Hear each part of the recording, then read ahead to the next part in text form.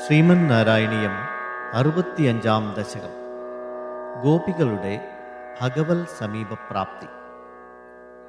ഗോപീജനായ കഥിതം നിയമാവസാനേ മാരോത്സവം ത്വമധ സാധയിതും പ്രവൃത്ത സാന്ദ്രേണ ചന്ദ്രമഹസാ ശിശിരീകൃതാശേ പ്രാപൂരയോ മുരളികാം യമുനാവനാന്തേ സമ്മൂർച്ഛനാഭിരുദിതസ്വരമണ്ഡലാഭി സമ്മൂർച്ഛയന്തമഖിലം ഭുവനാന്തരാളം ത്വദ്വേണുനാദമുപകർണ്യ വിഭോ തരുണ്യ തത്താദൃശം കിമപി ചിത്തവിമോഹമാപു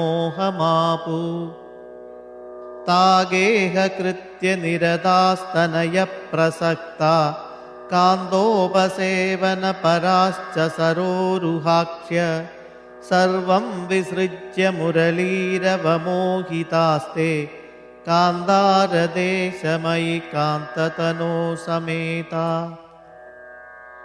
കാശ്ചിന്നിജാംഗപരിഭൂഷണമാദധാന വേണുപ്രണാദമുപകർണ്യ കൃതാർത്ഥഭൂഷാ ത്വാമാഗതാ നനു തഥൈവ വിഭൂഷിതാഭ്യ സ്ഥായേവ സംരുരുചിരേ തവ ലോചനായ ഹാരം നിദംബ ഭുവി കാചന ധാരയന്തി കാഞ്ചിം ച കണ്ഠഭുവി ദേവ സമാഗതാ ത്വം ഹാരിത്വമാത്മജഘനസ്യ മുകുന്ദതുഭ്യം വ്യക്തം ബഭാഷ ഇവ മുക്തമുഖീ വിശേഷാൽ കാചിൽ കുചേ പുനരസജ്ജിത കഞ്ചുലീകാ വ്യാമോഹത പരവധൂഭിരലക്ഷ്യമാണാ ത്വാമായയൗ നിരുപമ പ്രണയാദിഭാര രാജ്യാഭിഷേകവിധയേ കലശീധരേവ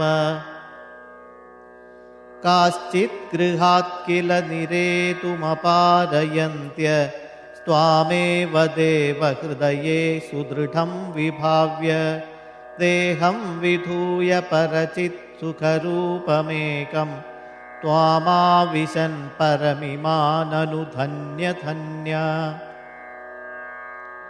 ജാരാത്മനാന പരമാത്മതയാ സ്മരന്ത്യോ നാര്യോ ഗതാ പരമഹംസഗതിം ക്ഷണേന തത്വാം പ്രകാശ പരമാത്മതനും കഥം ചിത് ചിത്തേ വഹന്നമൃതമശ്രമമശ്നുവീയ അഭ്യാഗതാഭിരഭിതോ വൃജസുന്ദരീഭിർമുഗ്ധസ്മിതാർദ്രവദന കരുണാവലോകി നിസ്സീമകാന്തിജലധിസ്ത്വമവേക്ഷ്യമാണോ വിശ്വൈകഹൃദ്യഹരമേ പരമേശരോഗാൻ.